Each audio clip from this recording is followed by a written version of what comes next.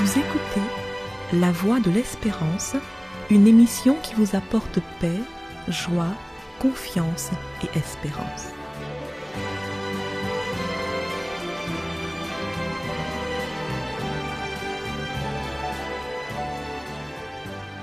Bonjour la Guyane et bonjour à tous depuis la Guyane. Les chrétiens sont ceux qui croient en un Dieu unique, bon et rédempteur. Cette rédemption s'avère nécessaire parce que l'homme a succombé à la tentation qui lui était proposée par l'ennemi de Dieu de marcher plutôt selon ses conseils au lieu de marcher dans l'obéissance totale à Dieu. Mais dans sa bonté, Dieu n'abandonne pas l'homme à l'emprise du péché. Christ vient, le Fils unique de Dieu, il vient accepter l'humanité, il vient s'identifier à l'homme et payer à sa place. Jésus meurt sur la croix, lui juste, il meurt pour des injustes.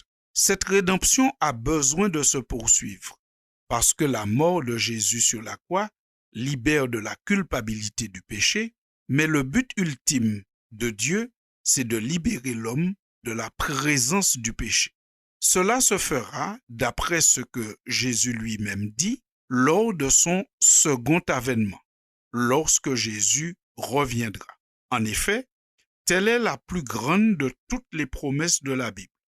Un jour, Jésus reviendra, second avènement, et à ce second avènement, la mort, la maladie, la souffrance, toutes ces choses disparaîtront. Vous comprenez bien que tout le monde a envie de savoir quand est-ce que Jésus va revenir, puisque c'est un événement qui va changer la face de l'univers. Dieu n'a pas donné de date pour le retour de Jésus. Il n'y a pas de date fixée.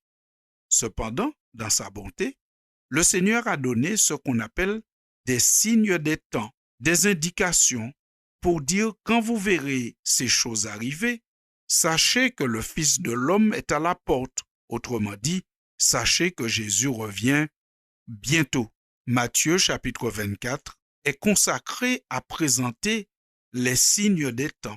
Et parmi ces signes des temps, il y en a un qui fait froid dans le dos, c'est la persécution des chrétiens. En effet, voilà ce que Jésus dit.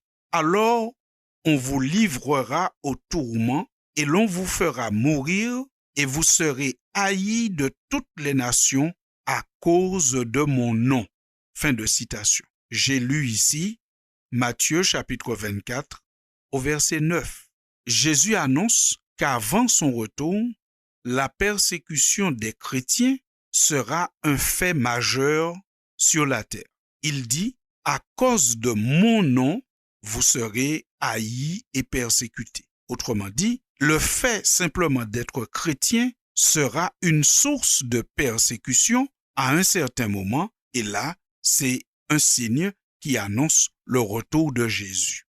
Qu'en est-il aujourd'hui dans le monde de la persécution des chrétiens? Pour apporter un élément de réponse à cette question, nous nous tournons vers le rapport annuel de l'organisation non gouvernementale qui s'appelle Porte Ouverte. Cette ONG protestante publie chaque année l'index mondial annuel des persécutions.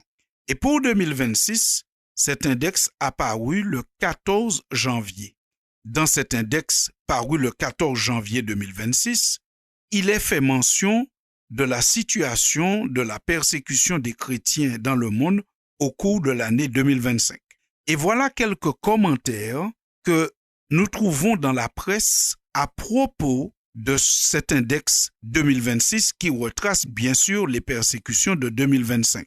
Il est dit, la persécution des chrétiens a atteint un seuil historique en 2025. Un autre commentateur dit, depuis 2014, la persécution visant les minorités chrétiennes dans le monde ne cesse de s'accroître. Si nous comprenons bien ceux qui ont étudié ce rapport, nous sommes dans un moment où la persécution des chrétiens ne cesse d'augmenter et devient de plus en plus préoccupant. Quelques chiffres. Plus de 388 millions de chrétiens ont été exposés à de fortes persécutions et discrimination en raison de leur foi en 2025.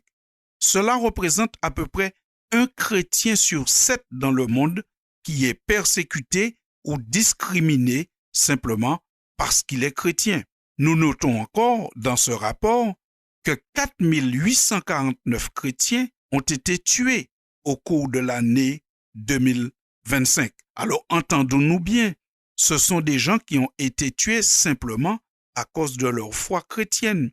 3632 églises, et là on parle des bâtiments, ont été pris pour cible, soit incendiés, soit abîmés, soit dynamités. 4712 chrétiens sont aujourd'hui en quelque part détenus dans le monde à cause de leur foi chrétienne. Et notez encore, 3302 chrétiens sont aujourd'hui kidnappés ou portés disparus dans le monde simplement parce qu'ils étaient chrétiens. Oui, vous entendez bien, chers auditeurs de la Voix de l'Espérance, il y a malheureusement dans ce monde qui se dit très éclairé, dans ce monde où la technologie permet de faire des choses extraordinaires, il y a encore beaucoup de zones sombres. Parmi ces zones sombres, c'est la persécution des chrétiens. Mais quand nous lisons ces choses, nous qui lisons en même temps la Bible, nous savons que cela annonce un événement plus grand, le retour de Jésus. C'est ainsi que chacun de nous devrait se dire, mais dans le temps où nous vivons, nous devrions chacun nous préparer, car Jésus reviendra bientôt selon sa promesse. Lorsque nous entendons ces choses, il ne s'agit pas d'avoir peur ou de paniquer, car Jésus lui-même en a parlé dans l'évangile de Jean au chapitre 16. À partir du verset 32, il dit « L'heure vient et elle est déjà venue, où vous serez dispersés chacun de son côté et où vous me laisserez seul. Mais je ne suis pas seul, car le Père est avec moi. Je vous ai dit ces choses afin que vous ayez la paix en moi. Vous aurez des tribulations dans le monde, mais prenez courage, j'ai vaincu le monde. » Fin de citation. Ceci nous pousse à croire que dans toutes ces choses, ceux qui sont chrétiens ne doivent pas simplement prendre des armes pour se défendre seulement ou paniquer, parce que nous croyons que la foi chrétienne ne nous permet pas de croire seulement en la vie sur cette terre. La foi chrétienne donne accès à la résurrection et à la vie éternelle. Aussi, chers amis de la Voix de l'Espérance, nous sommes fondés à dire que tout nous indique pas seulement le signe des temps de la persécution, mais les autres aussi qu'on retrouve dans Matthieu 24, que Jésus revient bientôt. Aussi tenons-nous prêts. Et pour être prêts, Jésus a donné un conseil suprême dans le livre de l'Apocalypse au chapitre 22, à partir du verset 12, quand il déclare « Voici, je viens bientôt, et ma rétribution est avec moi, pour rendre à chacun selon ce qu'est son œuvre. » Et il dit « Heureux ceux qui lavent leurs robes, afin d'avoir droit à l'arbre de vie et d'entrer par les portes dans la ville. » Fin de citation. Ici, Jésus annonce lui-même son retour, mais il dit que nous devons être prêts. Être prêt symboliquement dans le langage prophétique, c'est laver sa robe. Laver sa robe, c'est un langage pour dire garder sa conscience pure.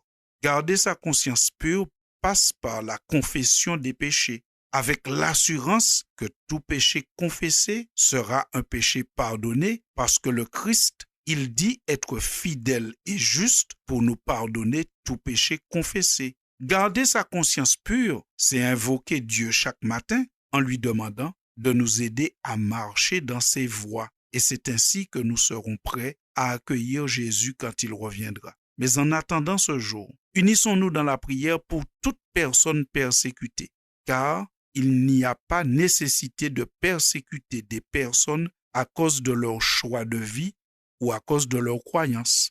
Prions pour les chrétiens persécutés, prions pour ceux de d'autres religions qui pourraient être persécutés, et prions pour ceux qui n'ont pas de religion et qui pourraient être persécutés. Que personne ne persécute personne au nom de Jésus. Ça, c'est la vérité de la parole. Nous allons donc mettre fin à cette chronique en vous remerciant pour votre écoute et en espérant que chacun de nous prenne de bonnes orientations dans ce monde qui est parfois si violent. À bientôt, chers auditeurs. C'était La Voix de l'Espérance, une émission préparée par l'Église adventiste du 7e jour. Si vous désirez avoir une copie de la causerie d'aujourd'hui, demandez-la. Elle vous sera donnée gracieusement. Écrivez à La Voix de l'Espérance, boîte postale 169 97 324, Cayenne, CEDEX, ou téléphonez au 0594 25 64 26. Merci chers auditeurs et à bientôt.